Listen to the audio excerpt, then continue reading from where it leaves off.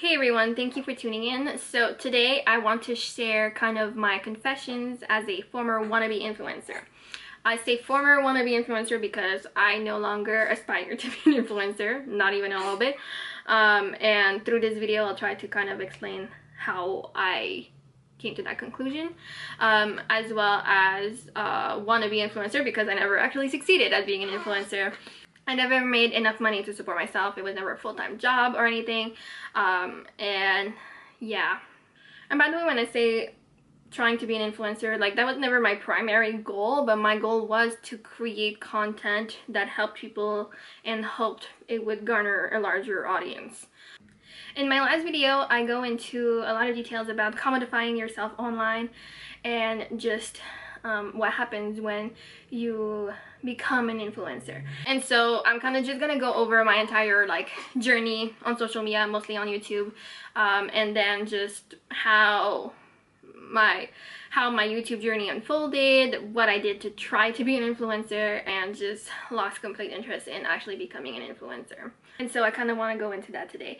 So there will be timestamps if you want to skip to different parts, but yeah, that's about it. And if you hear grunts, I will disclaim right away that my baby's sleeping right here, so she might make some noises here and there. I will try to edit them out, but yeah. Anyways, so I actually have been on YouTube for about 10 years now.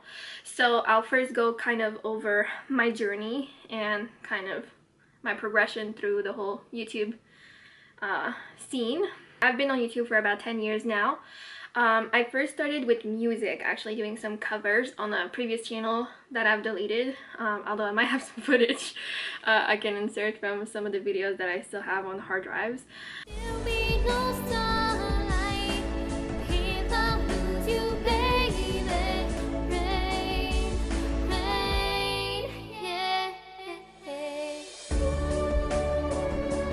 Then when I went to college when I was 18, I started doing some beauty, fashion, lifestyle stuff.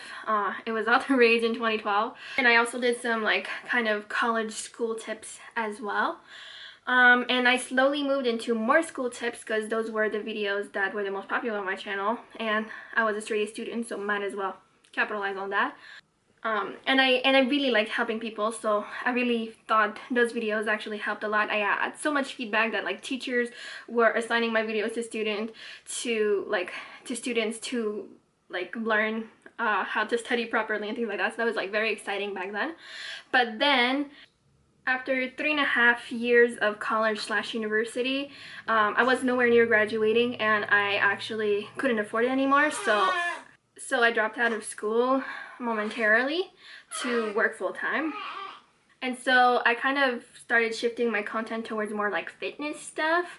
I just discovered that niche on YouTube, and so I was really into if it fits my macros and kind of the bikini competitors and all those things. And I was actually trying to lose weight because I was getting married that summer, so it kind of lined up pretty well. So yeah, I did some kind of fitness / full days of eating series. I did if it fits my macros, and retrospectively, the stuff I did was really not that great. That's why most of those videos are private, or all of them, because the way I did weight loss then was very unhealthy and unsustainable. But after the wedding, I kind of fell off my fitness journey. And I actually started to go to school again, so, but doing online university, distance learning instead. So I went back to doing school vlogs and school tips for a little bit. And then by late 2016, I fell into a new niche on YouTube, and I started watching a lot of personal growth content. And so I started making some videos about that in 2017 and 2018. But I would continue to do my school vlogs as well, so I'd do both genre at the same time. And then I slowly got bored of school vlogs and school the following year, so I got really inconsistent, and it was a year where we traveled a lot, so I had some travel vlogs here and there. It was the year my husband graduated, so we finally had some money, so we did a year of adventure basically. And at that point I had started to watch a lot of mommy vloggers, and so a little bit later when I got pregnant, I actually was really excited to start to try to make some more pregnancy and motherhood related videos of my own. And that's kind of where I've been for the last couple years. So my son is almost 2.5 now, so that plus 9 months of pregnancy, I've been doing motherhood content for for a little over 3 years now. And so yeah, so I actually did scroll all the way back, and outside of the few music covers that I did on my old channel, which I mean probably had like less than 10, the total amount of videos I've ever uploaded on YouTube that are still like on my channel, most of them are private, is 766. And yeah, I started that channel in 2012, but I think I started the music one in 2011. And yeah, most of them are private. This is not on this channel either, by the way. This is on my other channel. I decided to create a whole new channel for these video essays and commentary stuff because I just wanted to start fresh. But as of right now, I have about 280 videos remaining on that old channel that I've not made private yet. I had more than that, but recently I made a bunch of them private because I just wanted my vlogs and more personal stuff to just like be private. So now let's talk about money. I don't think I ever made much more than like $100 a month from AdSense, and these days like it's closer to $30 to $50. And yeah, I mean there were a few years where like AdSense money was better, but it was always like hovering around $100. Like I never made real money like enough to support myself or anything like that. I never really made any consistent affiliate sales either, except there was a little bout in 2018, 2019 where I had some video that I made about Audible that kind of went viral a little bit. It wasn't a sponsored video, but I had an affiliate link and a lot of people used it. So for a few months, I did make like a few $100s every month, but that didn't last very long. I've never made enough affiliate sales to like cover my rent or anything like that in the past either. I did also get some affiliate commissions from KiwiCo in the last couple years because I was reviewing their Panda crates, like their toy subscription box. Although that was paid with my own money. I just had an affiliate link. A lot of people used it, but they don't pay you in cash. They pay you, like they just give you like money to use on KiwiCo. So I basically paid for the second year subscriptions with the affiliate sales of the first year, basically. And I guess technically there were 3 times I think I got sponsorship. So this is the first sponsorship I got in 2014. It was the TELUS #holiday mode. I think they paid me like $100 or something. But yeah, I think I disclosed it. This is a sponsored video, but I strongly support the message. Happy holidays. Yeah, sure. Not proper FTC disclosure, but whatever. But yeah, but that was the first time I ever got paid to promote something. Then I didn't get another sponsor until 2017, it looks like, and that was with BetterHelp. So I have the AD here and my own link. I did get a few affiliate sales, but like a handful. And then yeah, here I said that it was a sponsorship, but once again, this is not actually FTC standard, but yeah, this is private now, so it doesn't matter. And lastly, this one, which I also said AD and had my discount code. I don't think I made affiliate sales on this. And then, yeah, I did say that it was a sponsored video here, and that was like the third and final time I think I got a sponsored paid thing. Each time it was like $100 or less, so really not anything fancy, but yeah, that was 3 times where I actually did get paid in the past. All a very long time ago though. So yeah, I never really made anywhere near enough money to call this a job or to quit a full-time job or just support myself with the money I made on YouTube. And I also really didn't get that many free products. During my beauty lifestyle day, I did get a bunch of random stuff. Back then, like PR stuff was like gifted a lot more easily. There wasn't like, I don't think there were like PR lists or anything, so it was just like one-off things that I'd get every once in a while, like an eyeshadow palette here or like body scrub there or like some clothes from cheap companies and things like that. Looking back, it's kind of crazy to think how many of these companies are promoted for free. And I'm super ashamed that I promoted those shitty skinny teas. That's actually horrifying. And I know I didn't have a lot like a very big audience, but it's kind of crazy to me to think that so many companies would get free publicity from small content creator like myself. Um, I know sponsorships weren't really a big thing back then. I thought getting free things was a validation that I was on my way to become an influencer. Companies sending me free things meant I was valuable in the market in a way. Nowadays, influencers, no matter how small, are being told to acknowledge their value in the creator economy and to be paid fairly for their services. And while I do accept free products specifically from Love Every, it's mostly because I would actually buy it myself if they didn't gift it to me. So I don't mind not being paid because the stuff they gift me is worth what I don't have to pay to get it, if that makes sense. And most recently in my motherhood phase, the only free things I've gotten were Love Every play kits. I've been getting those consistently, gifted by Love Every. Although I'm not being paid by them or anything. I've made reviews of those play kits as well on my other channel. And then there was like a couple things I got from Solely Baby and from Coco Walla when I was pregnant with my son a couple years ago, but that's about it. Oh, and between 2017 and 2019, I was actually gifting all of my AdSense revenue to Save the Children. Like, I was sponsoring a child's education on there. So, yeah. So I had $0 of AdSense that went in my pockets, basically. Now, in terms of growth, I've been hovering around 21K for probably 3 to 4 years now. Mostly because I've shifted my content so many times. Like, a lot of people are leaving and some people are going in. And yeah, like, there's just no momentum whatsoever. In the days where my channel was growing, I had a few hundred views per video, maybe 1,000, except on videos that kind of got picked up by the algorithm a little bit more.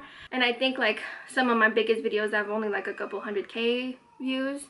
But these days with the motherhood stuff, in terms of subscribers, I'm basically breaking even, like making like around 0 subscribers. Sometimes it's -2, sometimes it's +3, but that's really, really sad. And I get like a couple hundred views if I'm lucky. Again, unless it's like a more popular topic that gets a little bit picked up, and then I get a few hundred views, but that's about it.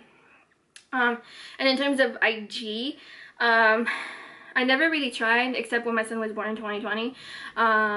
And I tried to make like a more curated feed with like presets and stuff.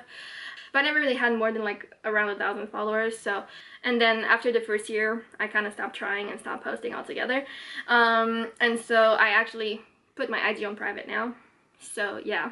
Now, moving on to kind of some retrospective thoughts on trying to be an influencer. I think that first and foremost, what I want to say is that over the years, what I've realized is just how silly of an endeavor it was. I went through phases of trying really, really hard, and then other phases where I was completely discouraged or uninterested. And so obviously consistency lacked, but yeah. I think for the longest time, and especially in like my motherhood content days, I kind of believed that my experience was worth sharing, and that me sharing could potentially be helpful to other moms. And I mean, I'm not saying that it isn't, but I've come to realize that maybe it's not as helpful as I once thought. I think I believed that because I did so much research and I was so invested in finding the right products, a lot of my personal recommendations were worthy or valuable maybe, and so I thought people would want my advice and would want to know what kind of products I recommend. And obviously this is the basis of being an influencer. But most recently I've kind of become disillusioned to that. I no longer feel like I'm special or that my advice is particularly valuable. It's not like really like a lack of confidence. It's more as I'm a random person and I know very little about the world kind of way, so why would anybody listen to me? I feel like a lot of influencers would benefit greatly from having that realization, really. I'm definitely cringing at a lot of my older videos. I think my worst phase was definitely the fitness phase because I underate and I over-exercised and I was just promoting that kind of stuff, which, you know, is not great. And I think that this last phase, the motherhood one, is also one of the ones I struggle with a lot. One, probably because I wasn't very successful at it. I was really hoping that this was gonna propel me into a new niche and I was finally gonna see some growth on my channel, and that did not happen.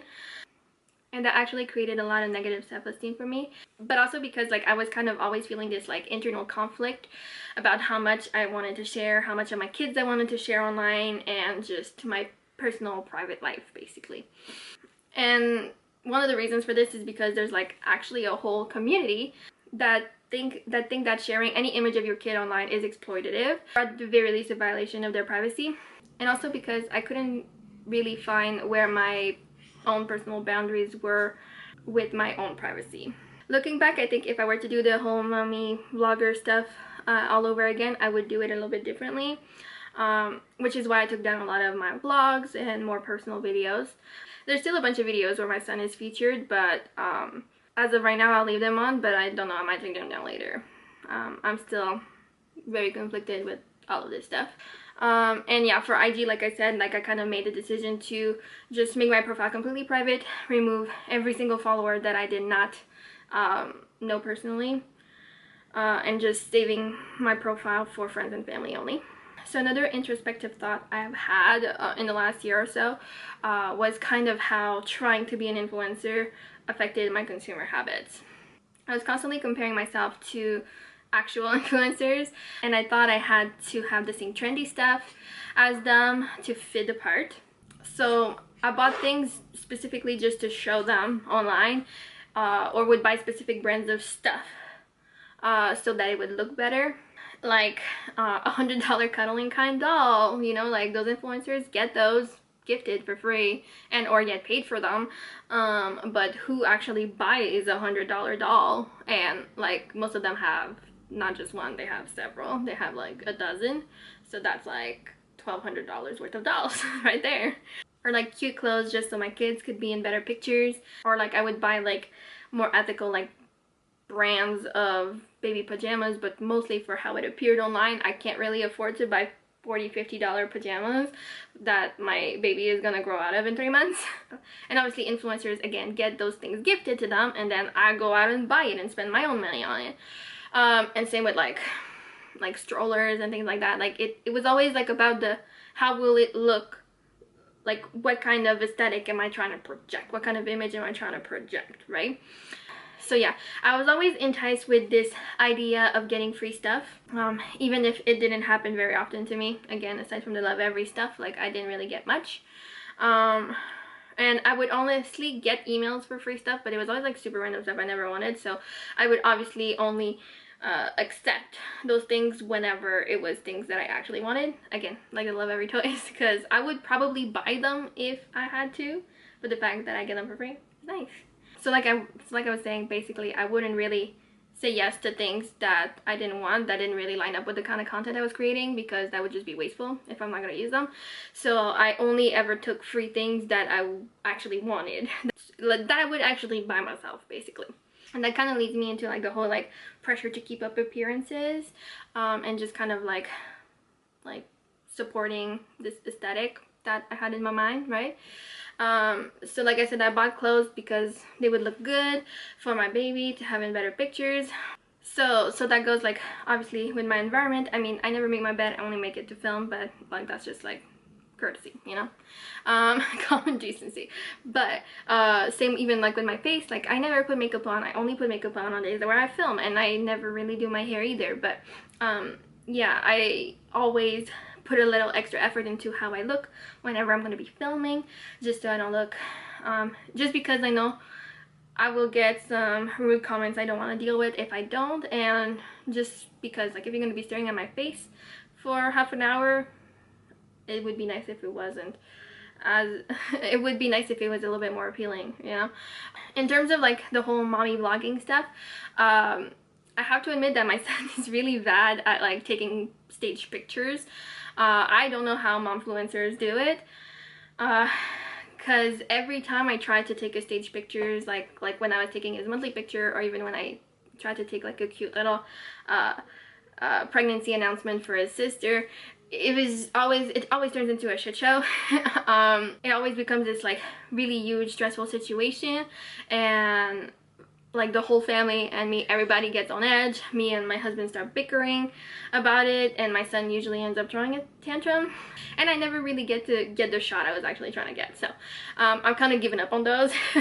And it's kind of the same thing with vlogging. Like when he was a baby it was fine, but nowadays like if I ever tried to vlog, I do usually vlog with my phone, and like as soon as I have the camera out and I'm like this, he will try to get the camera, basically.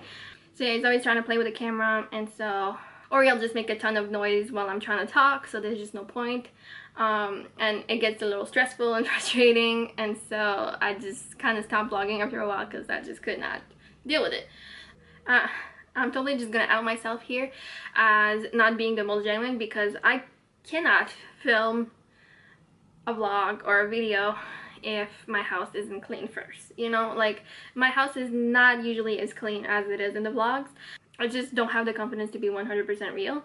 I would always try to show the better end of a spectrum of normal. So it's not like I would like be over the top, except maybe house tour. I usually clean the house better than I ever cleaned it before.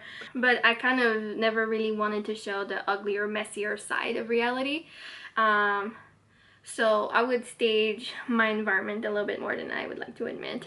And yeah, I mean, again, I think most people online do that to a certain extent. Like, you want to show the better side of yourself, right? And in terms of physical appearance, that's true too. I used to spend so much money on that part. Hair, makeup, nails, clothes, trying to avoid outfit repeats when I was filming videos. And then as I grew older, I put a lot less emphasis on those things, on my appearance and my style. Partially because I kind of veered away from the beauty community and evolved into other kinds of content. So I kind of downsized my makeup collection. I started wearing my hair naturally more often.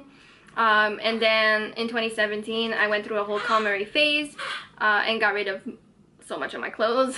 And yeah, my style evolved from trying to emulate other people and like kind of trying to fit into this character that I imagined like an influencer would be, and just into like more myself, like more comfortable and functional, I guess, if I could describe my style. I don't know, I don't really have much style. But yeah, so that's kind of where I'm at. I feel like this video was a lot more boring than I intended it to be, so if you're still watching, thank you. If you have any questions, leave them down below.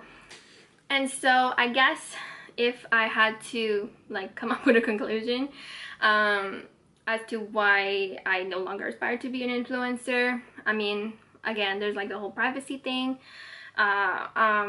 Just like I said, disillusioned to the fact that my recommendations and my advice are particularly valuable in this world. I do make video essays now, which I enjoy a lot more, but always from a curiosity standpoint. Like, I just have questions and find answers and share my answers, or the answers I find. But yeah, like, I'm so over consumerism and capitalism, and I guess at this point in time I don't really want to promote consumerism just for the sake of it.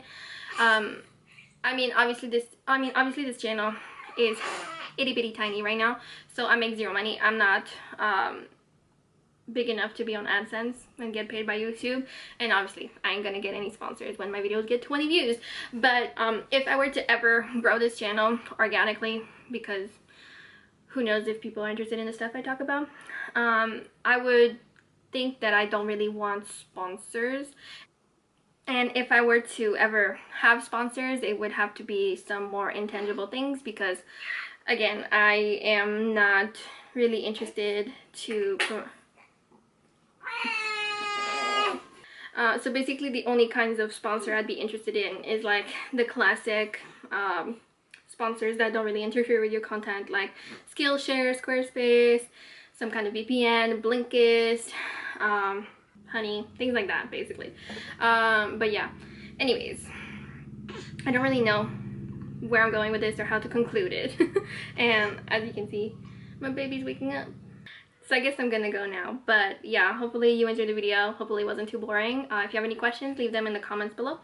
And yeah, thanks for watching. I'll see you with more video essays very soon.